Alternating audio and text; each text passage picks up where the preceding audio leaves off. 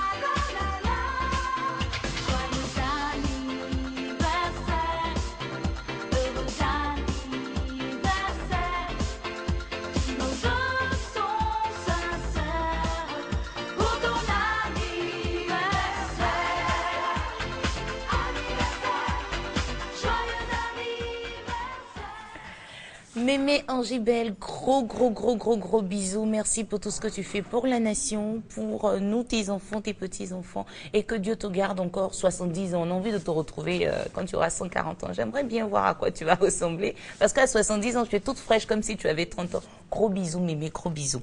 Amis téléspectateurs, on avait eu quelques petits soucis techniques et on avait interrompu nos échanges. Je pense que tout est rentré dans l'ordre et que ce matin, le téléphone est ouvert pour vous. Vous pouvez nous appeler au 22 40 12 58, s'il vous plaît, pour faire un coucou. Alors, on commence comme on le faisait les semaines d'avant. Vous nous appelez et le jeu, il est simple. Vous faites un coucou particulier à une personne qui vous est chère. Et vous le faites en une ethnie de la Côte d'Ivoire ou bien dans votre ethnie, même si vous n'êtes pas ivoirien, puisqu'on sait que vous nous suivez à travers le monde entier par la magie des ondes. Vous pouvez donc nous appeler 22 40 12 58. Vous nous appelez, vous saluez quelqu'un. Et puis, nous, on se fera le plaisir de vous recevoir. Vous savez, ce matin, moi, je pense, encore une fois, à tous les chrétiens de Côte d'Ivoire. Je ne sais pas si c'est parce qu'ils sont tellement discrets, on a tendance à les oublier. Ils sont en carême, est-ce que vous savez? Les chrétiens sont en jeûne, et c'est le moment qui précède la célébration de la fête de Pâques qui marque la résurrection du Fils Jésus. Vous pouvez donc ce matin nous appeler au 22 40 12 58 pour saluer un frère, une sœur, un ami, qui est en ce moment même en train de prier. Priez pour que l'Esprit de Dieu nous habite. Priez pour que Dieu ait sa main de faveur, de bénédiction et d'amour sur nous et surtout sur notre pays. Très beau pays, la Côte d'Ivoire. On a déjà quelqu'un en ligne. Allô? Allô, bonjour. Monsieur, bonjour. Madame. Comment vous vous appelez? Kangouté Adama. Monsieur Camara, c'est ça? Monsieur Kangouté. Kambouté, comment ça va chez vous? Très bien chez vous, madame. Ça va très bien, merci. Vous nous appelez d'où? Yopougon. Yopougon. Et vous venez d'où? Vous êtes de quelle région? Je viens de Bouna. De Bouna. Et à Bouna, quelle est l'ethnie qu'on parle? Et on parle de Camara, le Lobi, D'accord. le Koulango et le Malinki. Donc, moi, je suis Donc de vous, l'ethnie vous Camara. parlerez quelle ethnie ce matin, puisqu'il y a plusieurs ethnies à Bouna? Moi, je vais parler de Camara. Le Camara, c'est ça vous dites? Oui, le Camara. D'accord, ça je connaissais pas. Koulongo, tout ça je connaissais, mais le Camara je connaissais pas. Alors, on vous écoute. Oui, Madonna, yon pour Siaman. Soit c'est un peu herana. Et là, pour cette Alassane Ouattara, on était connu l'enfia. Quand on m'a fait Jamanaba, on m'a fait Yira. Tu n'as bio. On était l'enfia. On pousserait pièges à chaud. Là, il commande. Bon, à 10 à chaud, au point de temps, on pousse pas à chaud. On était un dehors pays. Quand tu es aussi une, quand tu es une, tu iras, voilà, il mal. Voilà, comment on a vu le gouvernement. Merci beaucoup, Monsieur Kambouté. Mais qu'est-ce que vous avez dit? C'est intéressant votre langue là, qu'on écoute. Oui, Moi, j'aime bien. Mais qu'est-ce que vous avez dit? Minoritaire, mais qui existe quand même. Si vous regardez dans l'annexe 1, c'est situé au numéro 135. Ils ont écrit Camara ou Komara, mais je dis que c'est le Camara. D'accord. Il ne faut pas avoir honte de son ethnie. Il faut le promouvoir et puis la promouvoir. Bon, ça dit que le Camara. Nous, on est fiers. C'est pourquoi on vous permet de parler dans votre ethnie, non? Tout à fait. Mais nous, on demande, comme on ne comprend pas, si vous pouvez traduire. J'ai dit que j'étais à Bouna hier, on allait à Bouna pour la prière pour la santé du chef de l'État. D'accord. Organisée par l'UMAVO, qui est l'Union des Malinqués de Bouna. Ah, donc, en fait, vous faites la promotion. Vous êtes en train de saluer. Ah oui, vous faites la promotion de votre association. Nous, on vous demande seulement de saluer quelqu'un. Donc, j'ai salue les parents. J'ai demandé qu'il faut qu'il y ait l'entente entre nous pour que notre village, notre ville puisse se développer. D'accord. Et sans l'entente, rien ne peut se développer. Merci Voilà, beaucoup. Merci de nous avoir appelés. Merci. Et on vous souhaite une bonne journée, Monsieur Kambouté. Merci. Bonne journée. Alors, c'est intéressant, hein? Grâce aux langues, on s'est retrouvés à Bouna. Mais non, je me demande où on va se retrouver encore, hein? La Côte d'Ivoire, waouh! Allô? Allô, allô, je crois qu'on a un appel, allô? Oui, allô? Monsieur, bonjour. Oui, allô, bonjour, madame. Eh, les hommes de ce matin-là ne veulent pas parler, ils sont pas encore bien réveillés. Vous nous appelez d'où et vous vous appelez comment? Je suis très bien réveillé matin. Là.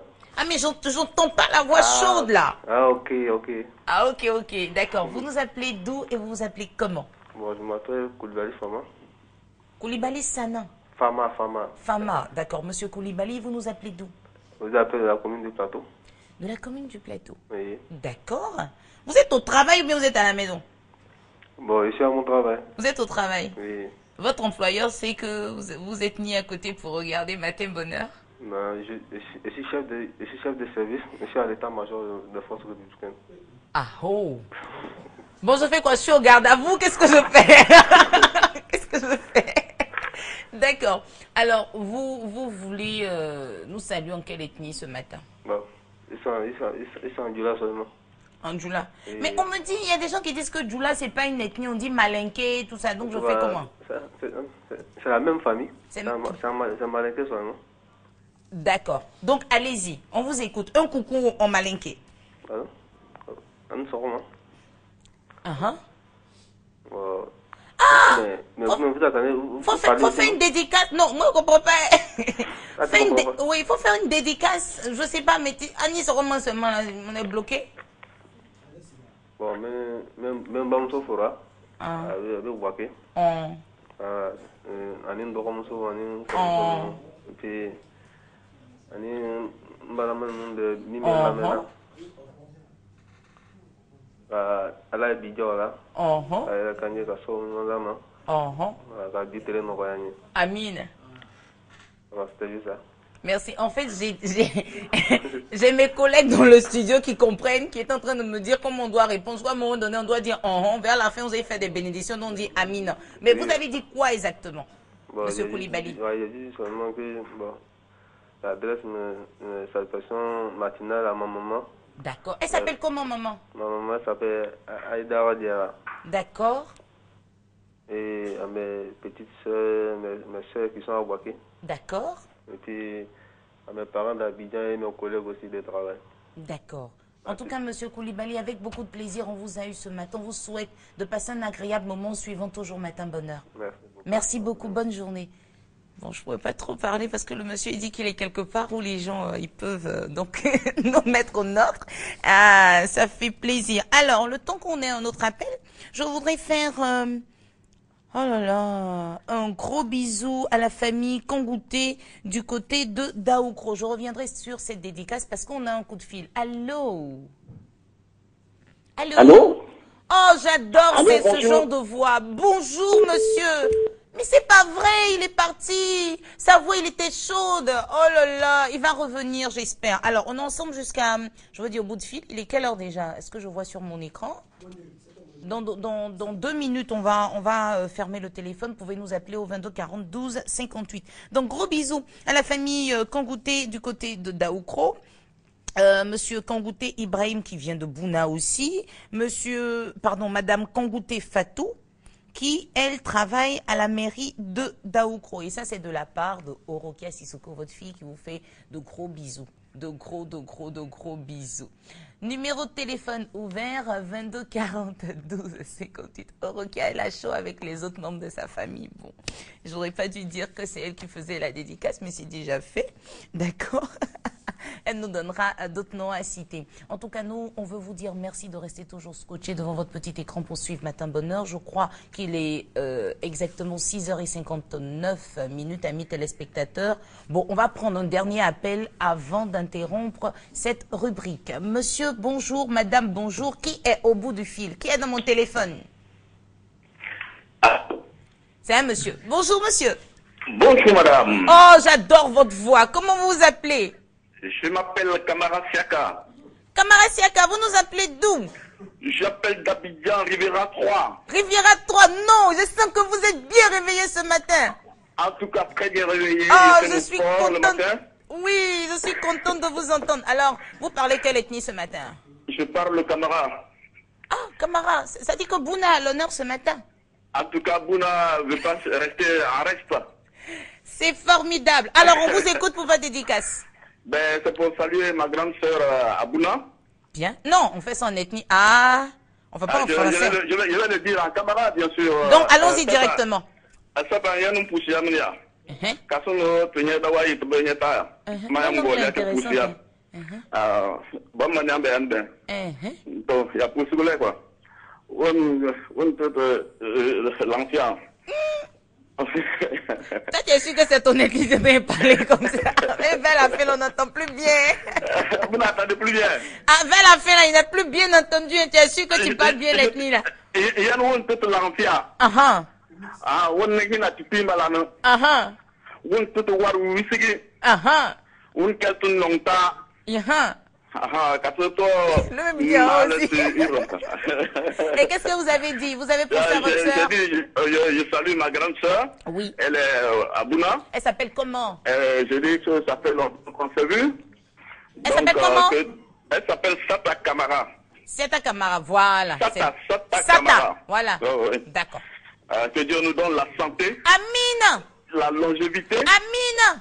qu'il nous donne aussi beaucoup d'argent. Ah, c'est ça la même Amina. C'est ça. C'est ça. Merci de nous avoir appelés. On vous souhaite une bonne journée. Amis téléspectateurs, c'est ici qu'on met un point final à cette rubrique. Le téléphone sera ouvert demain parce qu'on recevra pour vous un groupe qui sait jouer de plusieurs instruments. C'est le groupe Yakoma qui sera à l'honneur demain, ici même à Matin Bonheur. Amis téléspectateurs, c'est l'heure de la pub. On se retrouve dans quelques instants.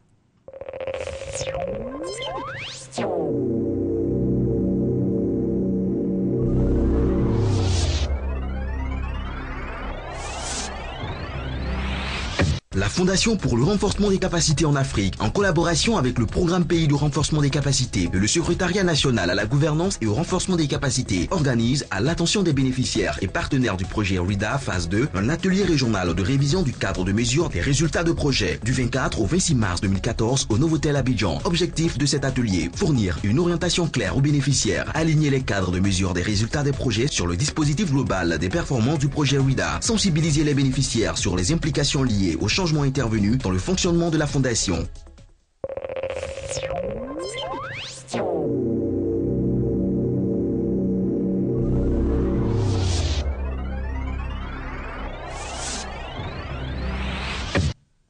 Si vous le voulez bien, mes téléspectateurs, ouvrons à présent les pages de la rubrique santé et bien-être. Et pour ce faire, nous sommes avec le docteur Augustin Akoto. Il est pneumologue, membre du SINAMEPSI. Avec lui, on parle d'un thème important, comment vivre avec un malade tuberculeux.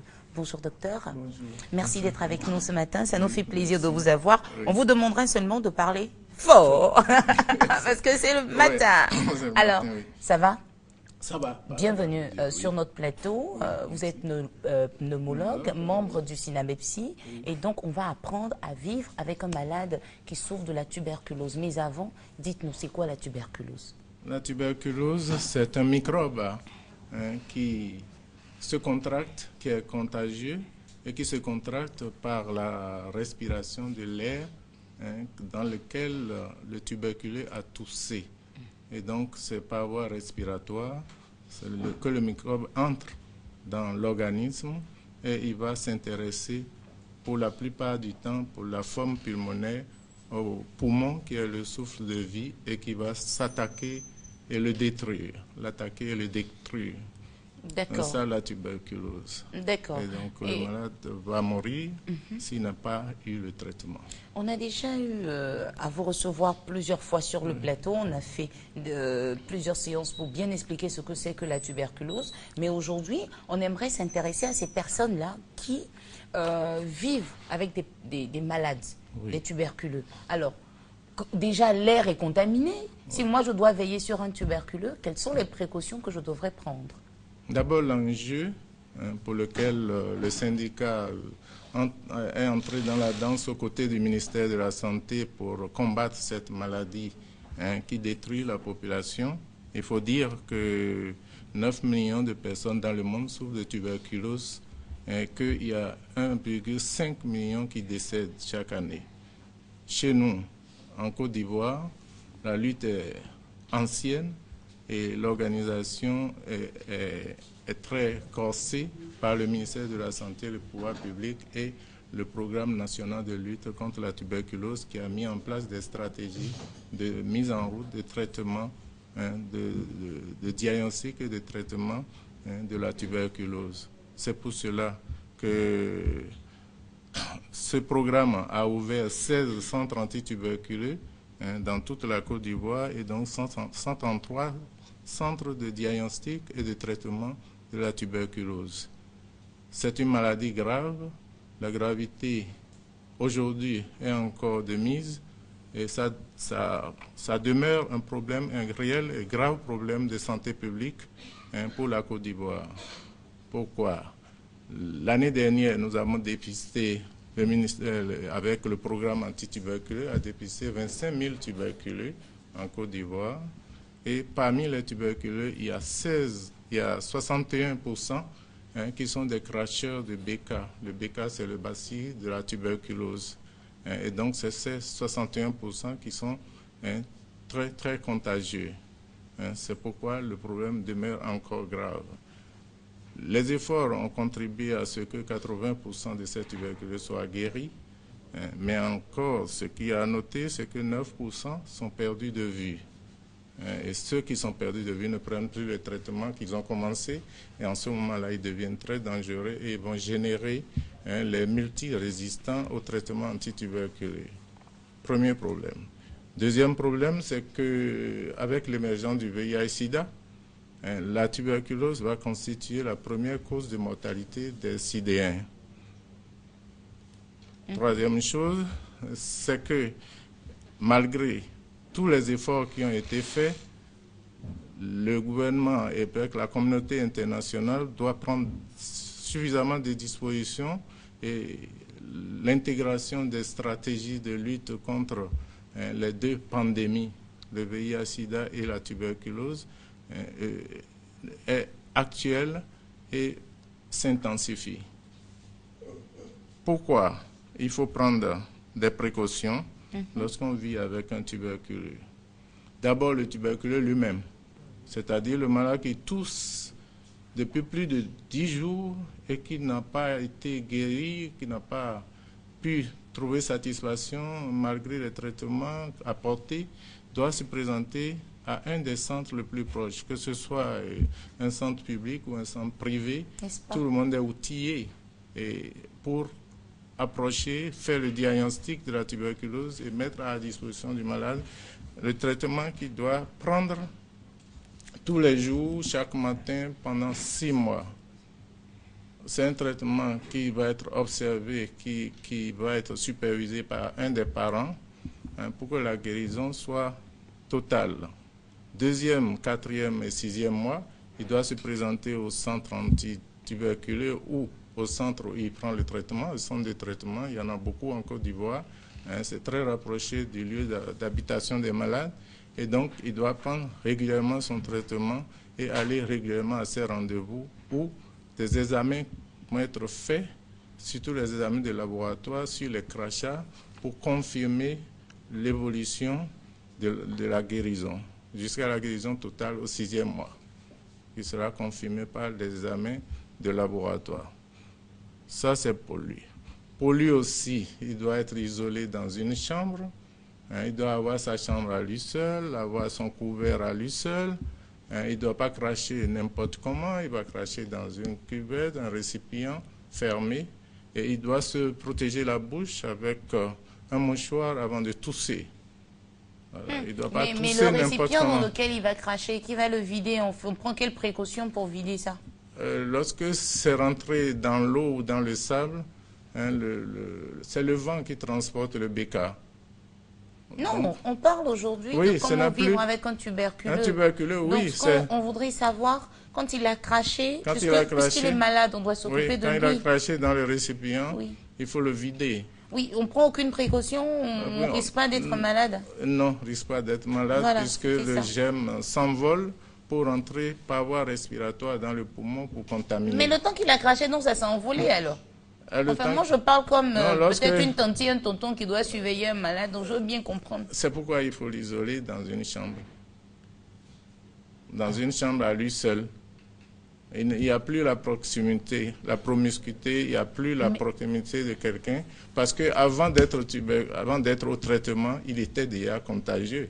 Ce n'est pas quand il commence à prendre le traitement qu'il va être plus contagieux. Au contraire, plus régulièrement il prendra le traitement et moins il sera contagieux. Mais il est enfermé dans la chambre. Après, on rentre dans la chambre. Non, il n'est pas enfermé. Il dort dans sa chambre, mais il sort. Parce que l'infection tuberculeuse, la contamination tuberculeuse ne veut pas dire la maladie tuberculeuse. Nous sommes pratiquement tous contaminés. Tous infectés. Mais nous ne faisons pas tous la maladie tuberculeuse parce que nos défenses sont là. Le poumon a un puissant système de défense immunitaire et nous-mêmes, nous sommes dotés d'un système de défense mémoire contre la tuberculose depuis qu'on est né et qu'on a fait le BCG, le vaccin contre la tuberculose. Ça se renouvelle la mémoire jusqu'à... Et plus nous respirons le BK, le bacille tuberculeux, et plus la mémoire se renforce. Et pendant que vous traitez le malade, est-ce que vous donnez des médicaments à la personne qui doit surveiller le malade? Non, pas systématiquement. On va y arriver. Et donc, je disais tantôt donc, que le malade devait prendre un certain nombre de précautions. Mais le plus important, c'est de prendre son traitement tous les jours. N'est-ce pas? Et c'est ça qui est capital pour éviter l'émergence des cas de multirésistance au traitement. Parce que on a évolué depuis 1944, la découverte de la streptomycine. Le traitement a évolué. Aujourd'hui, un seul comprimé comporte 4 drogues pour le tuberculeux. Donc le traitement est fort et le traitement est efficace. C'est pourquoi nous avons eu en 2013 80% de guérison. On va le fêter en avril prochain et ce sera vraiment la fête pour la mort de la tuberculose et la fête pour le renforcement des capacités de lutte contre la tuberculose en se faisant aider par les médias bien sûr. Le proche du tuberculeux, c'est-à-dire le parent ou bien le proche du tuberculeux, doit savoir qu'il doit superviser le traitement du tuberculeux pour l'encourager, lui offrir une bonne nutrition, parce que la malnutrition, la pauvreté sont à l'origine de l'émergence de la tuberculose. Donc, on doit lui donner une bonne nutrition, l'hygiène de l'entourage, et puis l'encourager à prendre son traitement. Deuxième chose, l'entourage doit se porter au centre où le tuberculeux va prendre son traitement. Et en ce moment, le médecin va les recevoir un à un, les accueillir, les examiner, et peut faire des examens. Ça peut être des examens de radiographie pour détecter éventuellement l'entourage qui est déjà contaminé et qui fait la maladie. N'est-ce pas? Deuxième chose, c'est que les enfants qui ont moins de 7 ans, ils doivent prendre, on doit leur faire le test pour voir si le BCG est encore actif, si le BCG est encore valable contre la tuberculose. C'est l'IDR, la tuberculine. Intradermo-réaction à la tuberculine, c'est un produit qu'on injecte, qui est le germe tuberculeux qui est séché et puis écrasé, pour voir la réaction de l'enfant à cette tuberculine. Lorsque c'est négatif, il faut le protéger par un traitement. Lorsque c'est positif, et c'est fortement positif, il faut procéder à d'autres examens et puis le mettre au traitement immédiatement pour éviter les formes les plus graves de la tuberculose que sont la méningite et la miliaire, c'est-à-dire la dissémination dans tout l'organisme du bacille de corps. Donc voilà un peu ce que l'entourage doit faire au niveau du centre antituberculeux. De retour à la maison, il faut s'occuper du tuberculeux jusqu'à la guérison pour qu'il ne soit plus contagieux pour la population, pour le monde, pour nous-mêmes, et puis pour que le pays puisse avancer, parce que sans la santé, on ne peut pas émerger en 2020. D'accord. Alors, docteur, est-ce que malgré la vaccination, on peut être contaminé? Si on a été vacciné, est-ce qu'on peut être contaminé? La vaccination s'adresse aux enfants à la naissance ou un rattrapage avant l'âge préscolaire, parce qu'ils n'ont pas encore été en contact avec le BK sauvage. Quand on a été vacciné petit, est-ce qu'on pourrait être contaminé? L'objectif, quand on est vacciné, c'est d'éviter les formes graves de tuberculose qui tuent à tous les coups les enfants. Très bien. La méningite et les miliaires. Voilà, c'est cet objectif-là. Maintenant, pour ce qui concerne la contamination, elle relance la vaccination. Lorsque l'enfant sort du cercle familial pour aller à l'école, il respire l'air de notre pays qui contient le BK. Quel que soit là où vous cachez, dans votre villa, partout, vous respirez le BK. Ça relance votre défense immunitaire et pour ça vous empêche de faire la tuberculose, de faire la maladie tuberculeuse. Mais si par hasard, il y a une grippe qui ne s'éteint pas, il y a un diabète mal soigné, une insuffisance rénale, une infection au VIH, alors on est candidat à la tuberculose. Et la tuberculose constitue donc la première cause de décès parmi les séropositifs. Très bien. Un message à lancer à ces personnes qui, bien sûr, ont un malade tuberculeux à leur côté et qui s'en occupent? Oui, pour les personnes qui sont autour du tuberculeux, c'est que la sensibilisation, l'information et la sensibilisation, grâce à ce qu'on dit maintenant par le SIDA Merci et grâce aux médias, et ensuite grâce à la formation des médecins, des infirmiers et de tous les acteurs, ONG, Caritas, les réseaux sociaux, tout ça pour informer que la tuberculose se guérit, première chose, que la tuberculose est contagieuse et que lorsqu'on fait le diagnostic, il faut accompagner du traitement et il faut aider le malade à prend son traitement pour guérir. Et cela nous invite à intensifier, encourager les programmes de lutte contre la tuberculose pour qu'on puisse dépister encore plus. 25 000 en 2013, mais le mal est encore là. Cette année, on doit intensifier pour découvrir encore plus de tuberculeux. Donc il faut aller beaucoup plus en périphérie, mais il faut se méfier des faubourgs où il y a de la promiscuité, où les gens s'entassent et dorment à cause de la pauvreté qui est encore là. Donc c'est la lutte contre la pauvreté, que l'apanage est le rôle de tout le monde. La lutte, la présentation précoce au centre de santé pour éviter que la maladie tue, parce que ça ronge le poumon jusqu'au moment où le malade ne peut pas s'éteindre, ne peut plus vivre. Mais il faut dire que le danger, en plus de l'émergence du VIH-Sida, le danger... Ah, vous parlez même d'émergence aussi du VIH-Sida.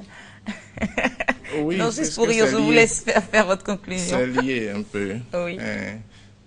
Voilà, en plus de cela, donc, vous avez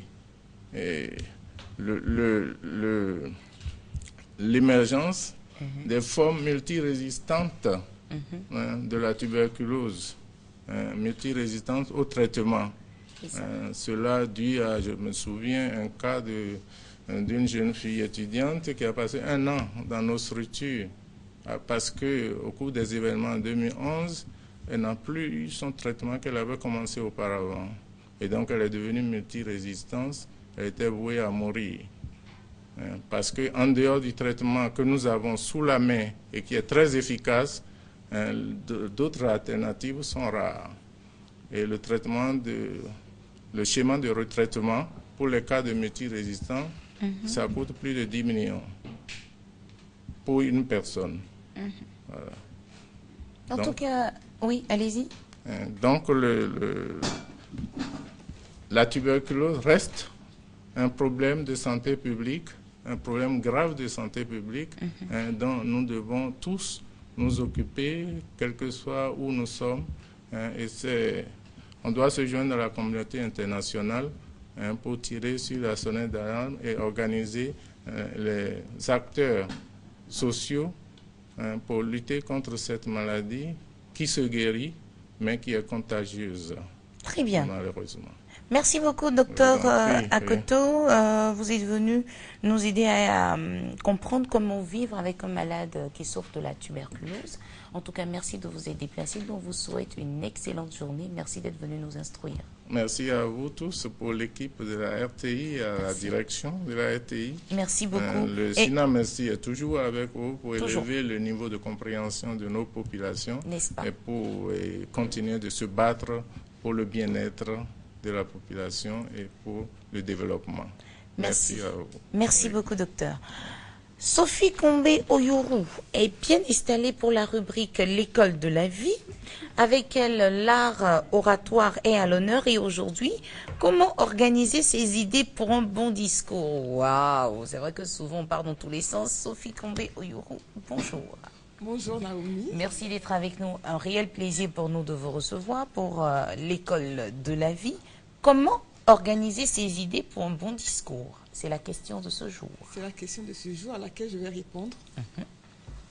Est-ce que vous avez déjà écouté une personne qui parle,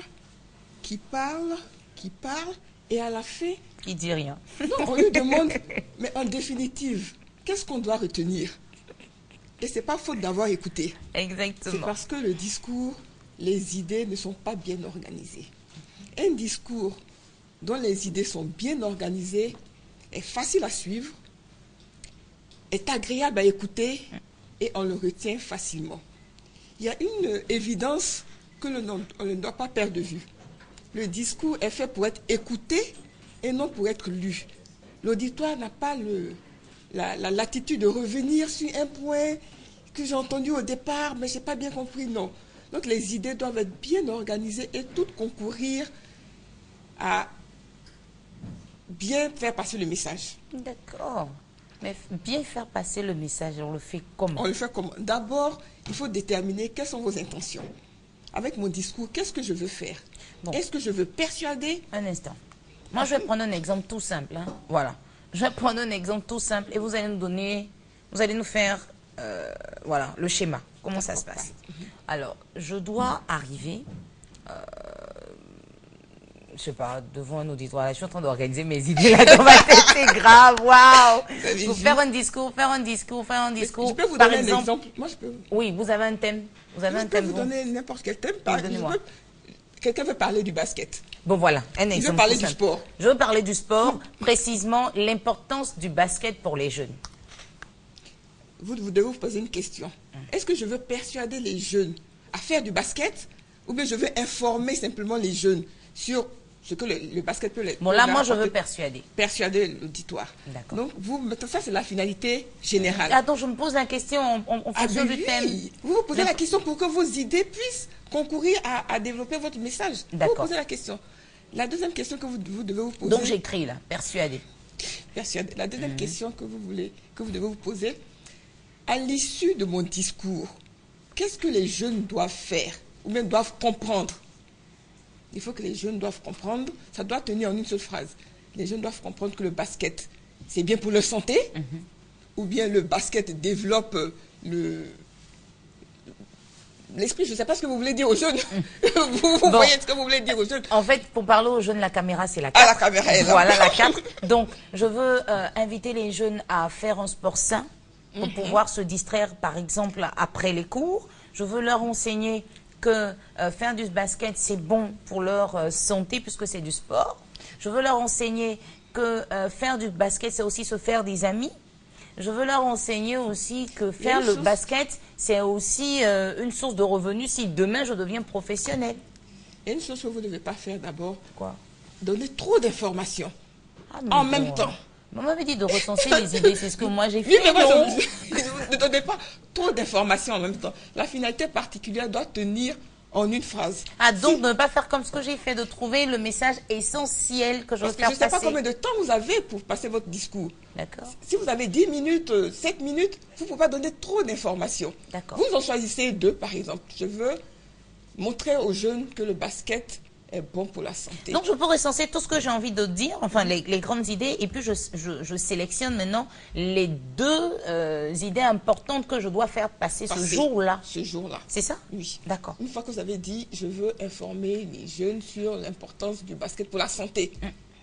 Une fois que c'est fait, à l'issue de mon discours, il faut que les jeunes sachent que le basket peut apporter bien-être, ça peut les faire grandir, ou ça peut les rendre plus forts, ou bien ça peut...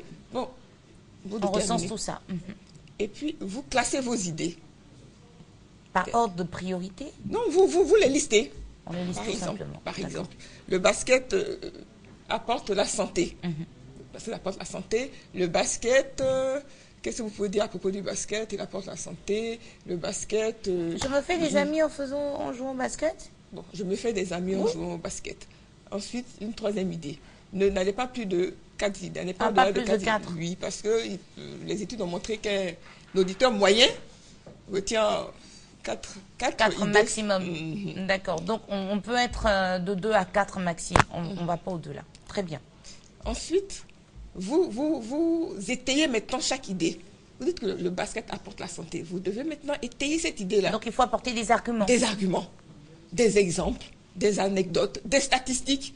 Un jeune qui a joué au basket, qui était peut-être trop mince, après tant de participation, tant de cours, il a acquis une stature musculaire plus importante.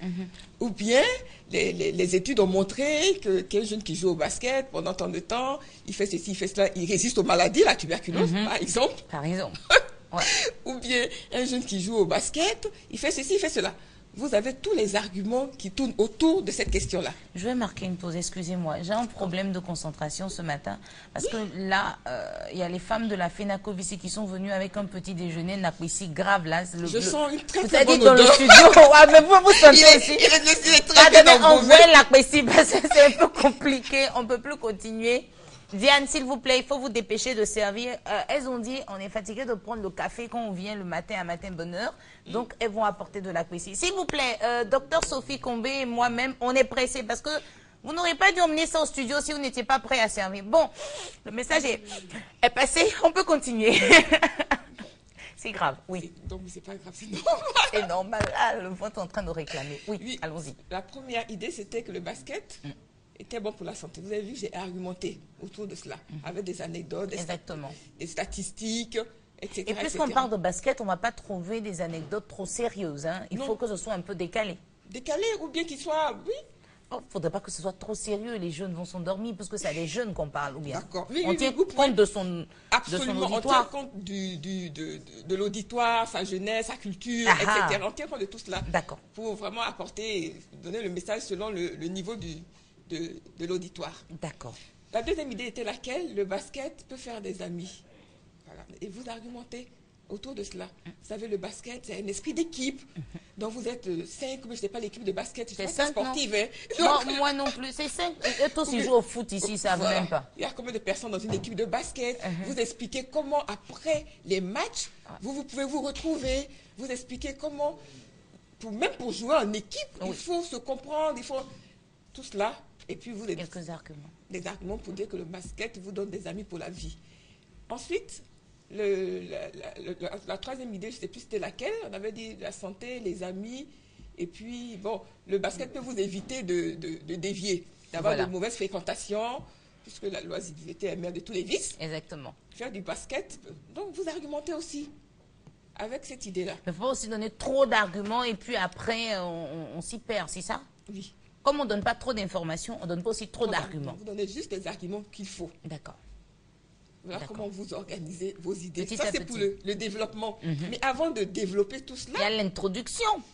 Madame Fatou Sako vous a montré comment faire une introduction gagnante. Exactement. Vous donnez une citation importante sur le sport. Pour attirer l'attention, pour captiver. L'attention. Ouais. Parce qu'il faut donner envie à votre auditoire de vous écouter. Vous arrivez, il ne sait pas de quoi vous allez parler. Vous leur donnez envie de vous écouter. Vous captez l'attention. Et après, dans l'introduction, vous devez dire ce que vous allez leur dire. Dans le jargon Toastmaster, on dit dites-leur ce que vous allez leur dire. Dites-leur ce que vous allez leur dire. Il faut que dans l'introduction, les enfants, les jeunes sachent que vous allez parler du basket et que vous allez parler des bienfaits du basket. C'est pas un jeu tient de maximum en deux phrases. Vous donnez là, vous me prenez à brûle pour point comme ça, vous allez me faire une introduction, une improvisation sur le sport. Je ne sais pas, le sport c'est la santé ou bien est-ce que vous savez que le sport permet de vivre encore plus, ajoute à la vie. Les gens sont étonnés. Faire du sport ajoute, c'est pas 10 ans à votre vie. 1 heure de sport par jour ajoute 10 ans à votre vie. C'est une déclaration qui surprend. Quand vous la dites, et après, c'est parce que le sport apporte à la vie que je suis sur ce plateau pour vous amener, vous les jeunes de Côte d'Ivoire, à pratiquer du basket. Voilà, tout de suite. Voilà. On sait ce que vous allez nous dire. Vous allez nous parler du basket. Du basket. Et là, tout le monde sait qu'on va parler du basket. Après, dans le développement, tous les arguments qu'on va développer doivent aller dans le sens de ce qu'on a dit. Et dans le jargon Toastmaster, dans le développement, on dit dites-leur. Excusez-nous. Oui, c'est prêt. C'est prêt. Faut servir madame d'abord. Madame d'abord. Merci Diane Tiama. C'est tout chaud. Et ça sent... Oui, c'est avec du poulet en plus. Je mange sur le plateau de... Dangereux pour ceux qui ne sont pas venus au travail. Oui, au moins sur le... Hey, ma chérie, il n'y a pas l'eau là-bas. Tout ça, c'est matin bonheur. C'est matin bonheur. Bon, pardon pour ceux qui sont jeunes, mais en fait, aux jeunes chrétiens aussi, c'est juste... On peut réduire aussi ce qu'on mange d'habitude. Donc, on peut se permettre. Merci Seigneur pour ce repas que tu bénis. Amen. Amen. Bon appétit, docteur. Merci. Oui, on parlait de basket, mais nous, on parle d'appétit. Alors, c'est bon? Très, très c'est délicieux. Goûtons quoi, allez-y. Merci. Ce matin, on n'est pas obligé de prendre le café. Hein. Je vous dis, amis téléspectateurs, en Côte d'Ivoire... petit déjeuner typiquement ivoirien. Voilà, on ne se fatigue pas. On a de la banane, de l'igname. En fait, ils n'ont pas braisé, c'est bouilli. Mais c'est très bon. Voilà. Avec un bon petit piment à côté. Voici mon docteur même. Elle est docteur, je vous dis. Hein. Donc, là, elle est en train même de dire c'est très sain, c'est très bon. Est-ce qu'on va continuer le thème? On continue. Alors, donc dans le jargon Toastmaster, dans l'introduction, on dit dites-leur ce que vous allez leur dire. Il faut que l'auditoire soit informé de ce que vous allez... En 2 phrases, là, on a attiré leur attention. Vous avez attiré l'attention et vous avez informé sur la suite. C'est ça. Si je veux parler du basket, je suis sur ce plateau pour vous donner les bienfaits du basket, ou bien vous dire les 3 bienfaits du basket. Et quand j'ai dit 3, dans le développement, il faut qu'il y en ait 3. Ne dites pas 3 et puis on en trouve 2 ou plus de 3. Voilà, tout à fait. Et dans le développement, vous détaillez les 3 qu'on a listés. Exactement. Le basket est bon pour la santé, le basket fait des amis et le basket détourne des mauvaises voies, des mauvaises fréquentations. Exactement. Et j'ai détaillé, j'ai argumenté pour chaque idée. Donc après l'intro, au développement, pardon, on a argumenté. Et à la conclusion. Mais même le développement, c'est pas encore fini. Ah, pardon. Quand on finit d'argumenter ces 3... Il faut avoir aussi des transitions fluides entre chaque idée. Ok. Quand vous avez on ne passe pas à un point à l'autre comme ça, non. Pendant que l'auditoire est encore dans l'esprit du bienfait sur la santé, vous êtes en train de parler du bienfait, faire des amis. Il n'a pas eu le temps de suivre. Il faut l'aider à passer d'une idée à l'autre, avec des transitions fluides. Vous savez que le basket est bon pour la santé, il peut vous apporter musculature, bien-être, etc. Mais ce n'est pas tout. Le basket aussi peut vous permettre d'avoir beaucoup d'amis. Tout de suite, on a fait le pont pour aller au deuxième point. À la deuxième idée. Le basket peut vous apporter des amis parce que c'est un sport d'équipe. Vous devez développer un esprit d'équipe. Après le basket, après les matchs, vous vous retrouvez pour faire des débriefings, etc., etc., etc. Et quand j'ai fini avec ça, une autre transition pour aller à la 3e idée. Quand vous vous êtes fait des amis, ça vous permet d'échapper à certaines mauvaises fréquentations, etc. Et je passe à la 3e idée. Donc, à chaque idée, il faut avoir des transitions fluides pour que l'auditoire vous suive. Et quand vous avez fini, vous passez maintenant à la conclusion. Voilà, on fait quoi? Il y a une transition pour arriver à la conclusion. Comment on fait? Une transition. Bon, vous pouvez dire, bon, chers téléspectateurs, j'étais sur ce plateau pour vous parler du basket. Je vous ai expliqué quels sont tous les bienfaits. Donc, je leur rappelle ce que je leur ai dit. C'est ce qu'on dit aussi dans le jargon Toastmaster. Dans la conclusion, dites-leur ce que vous leur avez dit. Ok. Parce que c'est la conclusion. La conclusion doit être mémorable.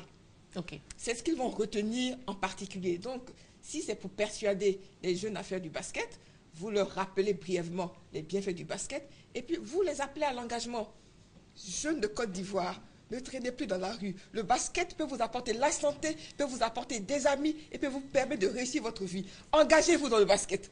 Donc on a tout dit là. On a tout dit. On leur a rappelé ce qu'on leur avait dit au départ avec des arguments. Avec des arguments. Et c'est comme ça qu'on fait un discours qui est structuré, qui est fluide et qui reste dans les mémoires. Moi, j'adore cette petite partie où on a organisé... Allez-y, ne vous en privez pas.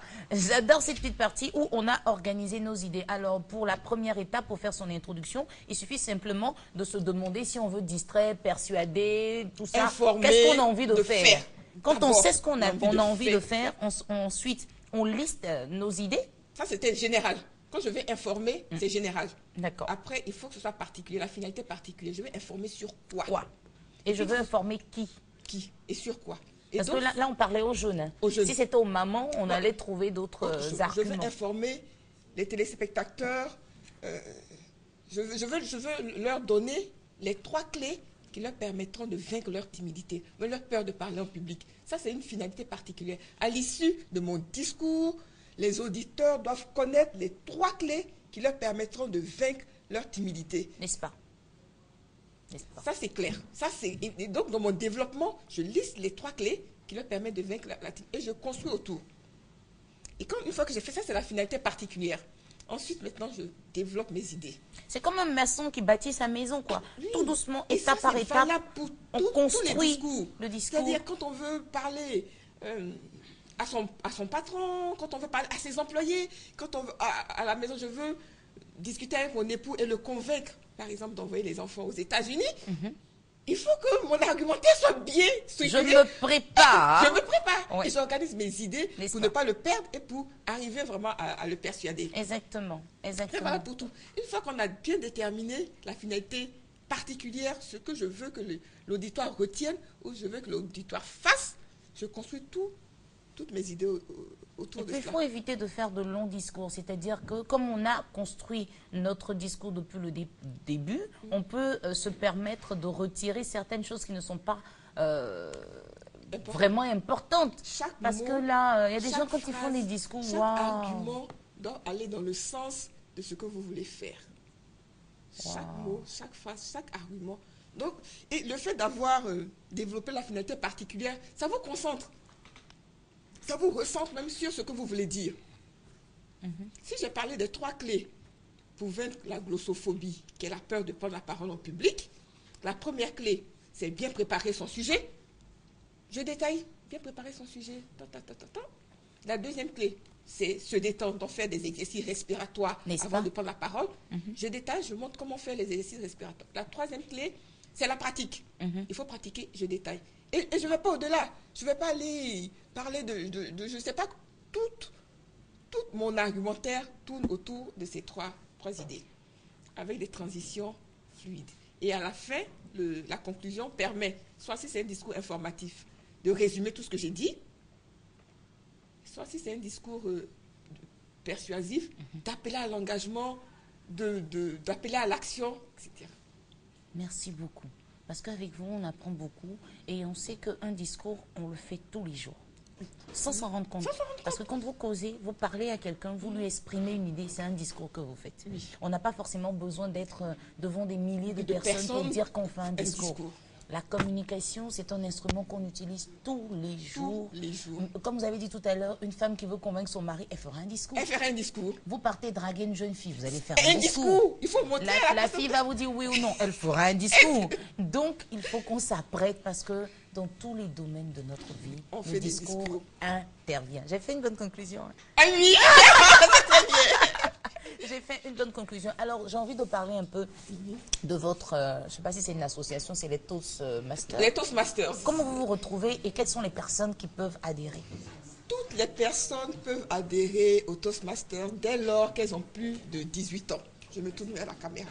Dès lors qu'elles ont plus de 18 ans, toutes les personnes qui veulent apprendre à parler, qui veulent apprendre à parler avec aisance et assurance en toutes circonstances, peuvent adhérer à un club Toastmasters. Et vous vous retrouvez où? Nous réunissons 2 fois dans le mois, les samedis matins, à l'hôtel Pullman. Non, pas le nom de l'hôtel. Non, non, non.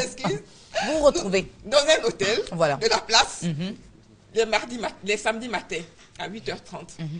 Et la particularité de notre club, c'est que nous apprenons à parler en parlant. C'est vraiment basé sur la pratique. Nous prononçons des discours, nous apprenons à parler à brûle pour point, à improviser. C'est ça. Nous apprenons à construire.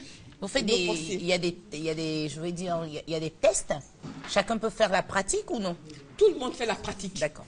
À une session Toastmasters, il y a des discours préparés, comme on vient de le dire. Exactement. Vous préparez des discours qui, pour chaque discours, met en exergue un aspect de l'art oratoire. Vous apprenez à structurer votre discours, vous apprenez à aller à l'essentiel, vous apprenez à choisir les mots qu'il faut. Parce que les mots sont importants, les mots doivent être précis, ils doivent parler à tous les sens. Les mots qu'il faut, vous apprenez la variété vocale, la gestuelle, vous apprenez à persuader, vous apprenez à utiliser les supports visuels, vous apprenez à convaincre. Mais en tout cas, merci, parce que nous, on ne fait pas partie du club, mais au moins vous permettez aux téléspectateurs d'apprendre et de savoir un peu, même si on n'a pas tout, on a quelques notions, on peut se débrouiller avec, comme dirait l'autre. En tout cas, docteur, nous, on vous dit merci beaucoup. Vous êtes docteur Sophie Combé Oyuru, pharmacienne, mais là, on vous a reçu en tant que communicatrice compétente. Merci beaucoup d'être venue nous aider à organiser nos idées pour faire un bon discours. On se retrouve mardi prochain. Mardi prochain, vous aurez quelqu'un d'autre. Quelqu'un d'autre, d'accord. Regarde, on lui dit au revoir, elle est pressée de soulever son assiette. Elle a oublié ses feuilles, tout, mais c'est l'assiette qu'elle prend. Bon appétit et bonne journée, docteur. Merci beaucoup, elle est formidable, cette dame. Nous avons avec nous, amis téléspectateurs, mesdames Okei Michel et Aka Chadon. Elles viennent nous parler du Forum panafricain des chapitres. Je ne vois pas bien, désolé, bonjour. Ah ouais, francophone. Bonjour, Naomi. Bonjour, mesdames. Bonjour Naomi. Dites-nous tout. En fait, merci. Donc, nous, on est venus plutôt pour informer, comme dirait docteur Oyuru. Nous, c'est informer de la tenue du Forum panafricain des chapitres AWEP francophones qui se tiendra les 27 et 28. C'est AWEP. AWEP. D'accord, AWEP francophone. Tout à l'heure, je vais donner la définition. Merci. Donc, il se tiendra les 27 et 28 mars 2014 à l'hôtel du Golfe d'Abidjan. Et donc, AWEP, qu'est-ce que c'est? C'est African Women's Entrepreneurship Programme. Okay. Donc, en français, programme des femmes africaines pour l'entrepreneuriat. Très bien. Et donc, c'est une initiative du département d'État américain qui a été lancée depuis juillet 2010 en vue d'organiser, d'identifier les réseaux de femmes entrepreneurs dans l'Afrique subsaharienne. Et donc, la Côte d'Ivoire a été désignée pour abriter ce forum. Très bien. Et la session AWEP Côte d'Ivoire est présidée par Mme Touré Massobé. Et donc, à ce forum, nous attendons une importante délégation de 15 pays d'Afrique, des experts internationaux et aussi une délégation de l'intérieur du pays conduite par la vice-présidente Mme Nguesson. Très bien. Donc, il faut aussi ajouter que ce forum qui se tient sur 2 jours, il y aura des panels la première journée. Donc, il faut informer les femmes sur ce qu'elles doivent faire en réseau pour impacter leur milieu. Et la deuxième journée, ce sera l'Assemblée générale élective, puisqu'on doit mettre en place le bureau de l'AWEP. Donc, c'est la première fois qu'un pays francophone abrite un tel événement au niveau de l'AWEP. Et donc, c'est important que les femmes viennent. Je voulais juste rappeler que aujourd'hui même aura lieu la conférence de presse, donc à 11h. Où ça? À 13 juillet, la Cita SA. D'accord. D'accord. Et je passe la parole à Mme Chadon pour d'autres Madame Akachadon, quelles sont les conditions que les femmes devraient remplir pour participer donc à cette rencontre, à ce forum? Il n'y a pas de conditions. Le forum est ouvert à toutes les femmes, quel que soit leur secteur d'activité. D'accord. Et donc, vous vous retrouvez les 27 et 28, et durant ces 2 jours, c'est du matin au soir, vous ferez quoi exactement? Donc, du matin au soir, on aura donc la première journée des panels, des échanges. Il faut parler de l'intégration économique sous-régionale, on va parler de l'entrepreneuriat féminin, on va parler aussi de l'AWEP. Pourquoi l'AWEP? Quel enjeu, quelle perspective pour l'Afrique? Et la deuxième journée, ce sera l'Assemblée générale élective. Mais en marge de ces activités, on a une exposition vente. D'accord, et vous vendrez quoi? Donc, les femmes sont dans le domaine de l'agriculture, de l'artisanat, dans diverses activités, en fait. D'accord. Voilà. Donc, on n'aura que des produits faits par des femmes. Pas des femmes en général. Voilà.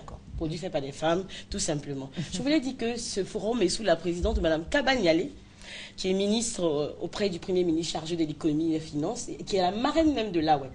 Donc, c'est un événement important. Et nous invitons toutes les femmes de Côte d'Ivoire à se l'approprier. Voilà. Madame Akachadon, qui n'a pas beaucoup parlé, voudrait lancer aussi un appel? Bon, je voudrais inviter encore toutes les femmes, quel que soit leur secteur d'activité, à participer à cet événement. Et comme vous le savez, dans la plupart des pays africains, la femme représente environ la moitié de la population. Mais c'est la frange de la population aussi la plus pauvre. La plus pauvre, donc, malheureusement. Mais elle a la plus pauvre, certes, mais elle regorge d'un énorme potentiel. Ce qui a fait dire à la secrétaire d'État, Mme Hillary Clinton, que la femme peut être le socle sur lequel peut être construite une Afrique plus prospère, plus sûre. Elle a juste besoin d'opportunités. Et l'AWEP offre ces opportunités-là. Merci beaucoup, mesdames. Et pour vous contacter, il faut appeler le 08 08 40 42 07 15 43 98. Je reprends, amis téléspectateurs. 08 08 40 42 07 15 43 98 pour le Forum panafricain des chapitres AWEP francophones. Ça va se tenir les 27 et 28 mars 2014 à l'hôtel du Golfe. Mesdames, merci de nous avoir rendu visite et excellente journée à vous et surtout bon forum. Merci à vous aussi. Monsieur Traoré Mamadou, bonjour à vous. Bonjour madame.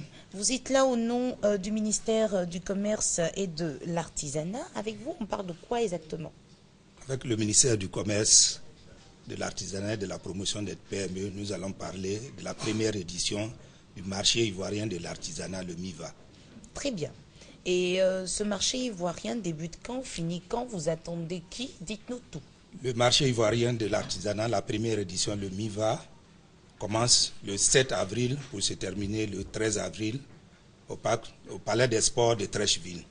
Sont attendus à ce marché les artisans sélectionnés pendant les différentes foires et salons dans le monde, les meilleurs artisans ivoiriens sélectionnés, les acheteurs professionnels, des panélistes et des experts en artisanat. Très bien.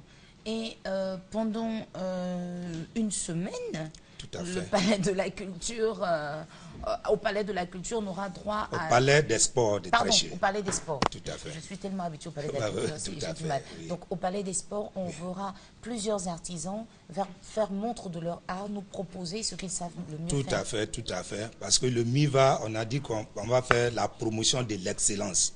Au MIVA, on va faire venir les meilleurs artisans primés pendant différents salons et foires africaines ou internationales, ivoiriens ou africains, et ensuite les meilleurs qui auront été sélectionnés par les pays. Parce qu'un artisan ne peut pas se lever et dire « je viens au MIVA » sans avoir été sélectionné par votre pays pour la qualité de votre travail. Donc vous étudiez bien les dossiers de tous ceux qui participent. Tout à fait. Nous avons déjà fait, il y a eu une tournée de promotion dans la sous-région, pendant laquelle tournée nous avons demandé aux structures en charge de l'artisanat de procéder à une sélection et de nous communiquer la liste de ceux qui auront été sélectionnés. Au jour d'aujourd'hui, nous commençons à voir la liste des artisans sélectionnés des pays. Et je vous dis qu'il y a un engouement dans la sous-région pour venir participer au MIVA. En tout cas, merci beaucoup. Et puis, on espère qu'on fera le point après le MIVA pour voir ces artisans-là qui sont souvent oubliés, moi, je pense. Hein. Et vous faites bien pour cette première édition. Merci, madame. Nous, on vous souhaite beaucoup de courage et beaucoup de succès. Vraiment, je vous remercie. Oui. Effectivement, c'est ça. Nous faisons ce salon pour faire la promotion de l'excellence de l'artisanat africain et ivoirien. Et pourtant, dans chaque maison, dans chaque foyer, il y a toujours quelque chose d'un artisan. Un produit de l'artisanat. Et nous-mêmes là, la belle coiffure, c'est une artisane, une coiffeuse. Ouais. La belle tenue, c'est un couturier, c'est un artisan. Donc au quotidien, nous vivons avec l'artisanat. Même les chaussures, nos cordonniers. Tout à fait, le cordonnier. Vous avez bien compris. Le menuisier à la maison qui nous fait... Tout à fait. Nous sommes dans l'artisanat. Tous les jours et on doit leur rendre hommage. C'est vrai, bon, il n'est pas trop tard pour bien faire. Merci d'avoir pensé à eux. Je crois que le dernier mot, c'est dire que nous avons un slogan, au MIVA, on y va. Au MIVA, on y va. Et pour y aller, numéro de téléphone? Numéro de téléphone, alors le 20 25 31 18. Merci, 20 25 31 18. Le 06 11 67 67. Merci. Le 09 09 34 12 et le 09 31 48 11. Il faut reprendre les numéros de téléphone encore, s'il vous plaît. Le 20 25 31 18. Le 06 11 67 67. Le 09 09 34 12 et le 09 31 48 18. Merci beaucoup, Monsieur Traoré Mamadou, qui était là pour nous parler du MIVA. Merci, madame. Nous, vous dire au revoir, vous souhaitez une bonne journée, et puis on va vous servir notre petit déjeuner. Les femmes de la FENACOVICI nous ont apporté... Et ces femmes sont des artisanes. Elles sont des artisanes. Grâce à elles, on a le bon petit déjeuner. Igname bouilli, banane bouillie. La vie est belle. Vous prenez votre assiette, hein, n'oubliez pas. Merci. Allez, bonne journée. Bonne journée, vous êtes attendu au MIVA. Ne vous inquiétez pas, on sera là. Pour faire le point aussi aux téléspectateurs, amis téléspectateurs, avant de recevoir les femmes de la FENACOVICI, allons directement aux deux plateaux où elles ont reçu des balances. Regardez. La population ivoirienne à moins de coûts, c'est l'objectif que veut atteindre la FENACOVICI, Fédération nationale des coopératives de vivriers de Côte d'Ivoire. Elle initie pour cela la commercialisation des denrées au kilogramme. Une technique qui vise à privilégier la vente par tranche d'1 kilo. Selon la présidente de la FENACOVICI, cette nouvelle pratique va faciliter la vie aux consommateurs. Nous avons un projet qui va lutter contre la cherté de la vie. Et cette lutte-là, nous avons dit qu'on a analysé. En tant que responsable en Côte d'Ivoire, on a vu que si nos produits se vendaient au kilo, les Ivoiriens ils vont encore mieux manger. Et c'est pourquoi nous avons introduit un projet de pesage des produits vivriers sur nos marchés et l'achat aussi au kilo au champ. Pour encourager ces femmes battantes, une structure de la place offre des balances et un véhicule.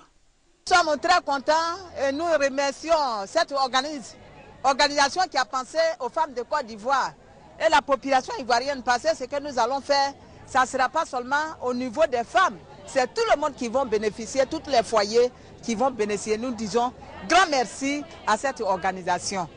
Et ces 300 balances, c'est pour donner toutes ces femmes qui sont même adhérées à la FENACOVICI, ceux qui ne sont pas à la FENACOVICI, parce que nous voulons que le secteur vivrier soit organisé. Les actions de la fédération s'inscrivent dans le vaste programme de relance agricole initié par le gouvernement. La FENACOVICI regroupe plus de 252 coopératives.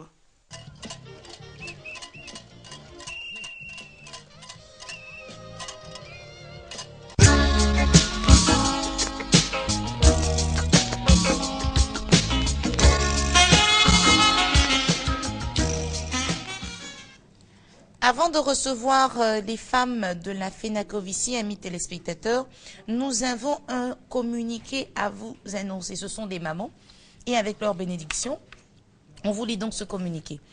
Les petits camarades de RTI 1 seront à l'honneur cette semaine parce que l'émission Awane revient. On pourra crier Awane, c'est chic, chic, chic avec Tata Naomi. Nous aurons 2 enregistrements de l'émission des tout petites demain. 26 mars 2014 à partir de 14 h au studio B de la RTI. Sont donc convoqués à 13 h pour le premier enregistrement les enfants des villages SOS d'Abobo et d'Aboisseau. Pour le deuxième enregistrement, ce sont les enfants de l'école Léon Robert de Yopougon et du groupe scolaire Les Oliviers des 2 plateaux Vallon qui devront être présents à 15 h. Donc premier enregistrement, les enfants des villages SOS d'Abobo et d'Aboisseau, 13 h vous êtes là. Et puis, à 15 h, ce sera le tour des enfants de l'école Léon Robert de Yopougon et du groupe scolaire Les Oliviers des 2 plateaux Vallon. Artistes invités, Serge Benoît et des Bordeaux Linconfa. Maméry Diomondé réalise cette émission, Tata Naomi la présente, on fera la fête et c'est pour cela qu'on demande que les enfants soient véritablement présents à l'heure. 13 h premier enregistrement, 15 h deuxième enregistrement. Et puisqu'on parle d'enfants, permettez-moi de souhaiter un joyeux anniversaire à 2 fillettes qui sont nées un 25 mars. Il s'agit des filles Koulibaly. Il y a Noura et Mimi, elles sont à Williamsville. Mes petites, je vous fais plein de bisous à vous et permettez-moi à présent de recevoir nos mamans de la FENACOVICI. Aujourd'hui, j'ai du mal à parler, c'est tellement bon. On parle donc... On parle donc de ce que nous venons de voir. Nous sommes avec maman Irielou Colette. Bonjour. Merci d'être avec nous, maman. Bonjour, ma fille. Moi, c'est l'appel là, je veux, mais bon, on va régler ça hors antenne. Et puis, Madame Traoré. Madame Traoré Aminata, bonjour. Bonjour, Naomi. Merci d'être avec nous. Vous avez célébré aussi votre anniversaire. C'était quand? Le dimanche 23. Et puis, elle nous a pas invités. Mais bon, bon anniversaire. C'est anniversaire encore continue comme ça. Alors, dites-nous tout. Les balances que vous avez reçues. Vous avez reçu 300 balances, c'est beaucoup, un moment. C'est pas beaucoup que comme non, mais je veux dire pour une seule.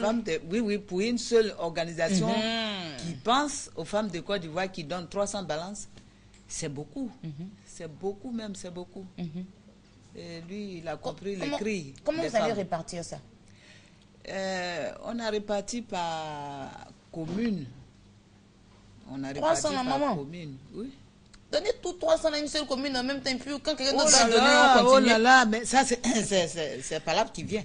Donc, comment vous avez fait? Vous avez réparti combien de balances par commune? On a fait de telle sorte que, au moins, chaque commune ait quelque chose au niveau de ces balances-là. Il y en a qui ont eu 10, il y en a qui ont... Les grandes communes, telles que Yopougon, Cocody, Abobo, au moins... Et pour eux, c'est un peu plus que les autres communes. Mais chaque commune, les femmes de chaque commune a eu quelque chose. Très bien. Madame Traoré Aminata, ça fait quelques semaines qu'on ne s'est pas vu parce que vous êtes sur le terrain en train de travailler. Dites-nous comment ça se passe. Est-ce que vous continuez de recenser les femmes ou bien vous leur dites, écoutez, on lance des communiqués, on a besoin de balance, mais là, comme on n'en a plus, on arrête. Ou bien vous continuez quand même de les recenser? Je continue.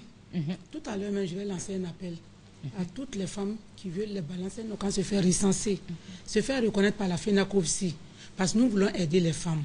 Parce qu'après ce moment, tu es obligé d'acheter ta balance. Mais donc, déjà, vous n'avez pas assez de balance. On n'a pas assez, mais on s'est dit, les bonnes fois vont nous appeler donner. Donc c'est par la foi ou bien par conviction que vous demandez aux femmes de se recenser. On peut peut-être faire une campagne pour dire aux femmes, écoutez, on vous a donné ça pendant quelques semaines, maintenant débrouillez-vous pour acheter ou bien. On va le faire, mais pour le moment, On espère qu'on aura, puisqu'on a été promis même par quelqu'un. Je crois que d'ici la semaine prochaine, le gouverneur, va se passer. Il nous a promis 1000 balances. Mais 1000 balances, alors qu'on sait qu'on a des millions de mamans sur le marché. On sait bien, mais 1000 balances, ça va faire quelque chose. C'est même pas une promesse. Il a promis et il m'a dit qu'ils ont acheté.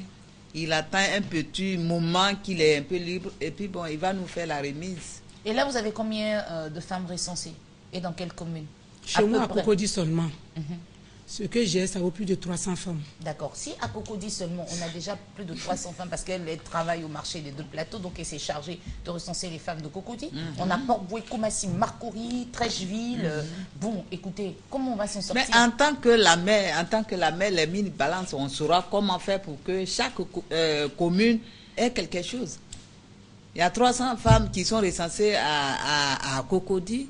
Mais je pense aussi qu'il y a des autres communes qui sont en train de faire aussi leur recensement. D'accord. Et quand tout va arriver, on saura comment il faut faire pour que chaque commune ait quelque chose. Ce que je veux comprendre, c'est que comment vous faites pour ne pas vous décourager? Parce que j'arrive. Sérieusement, vous dites toujours, on veut des balances parce qu'il faut qu'on arrive au kilo. Au résultat. Voici la balance, une très belle balance. Moi, il y a ma mère qui fait le commerce. J'ai regardé, je suis allée payer pour elle. Je dis, cette affaire où on s'inscrit, tout ça. Donc, si vous avez la possibilité d'acheter une balance pour une maman, il faut le faire. Il ne faut pas forcément attendre la fête. C'est ce que je veux dire. Oui. Vous lancez l'appel depuis, bon. Donc, dites aux femmes aussi, bon, si vous pouvez voir quelqu'un de votre côté. On a dit aussi aux femmes, parce qu'en allant achetant elles-mêmes, on peut leur donner les balances qui n'est pas bien. Des balances qui ne sont pas de bonne qualité. Qui ne sont pas de bonne qualité et plus chères.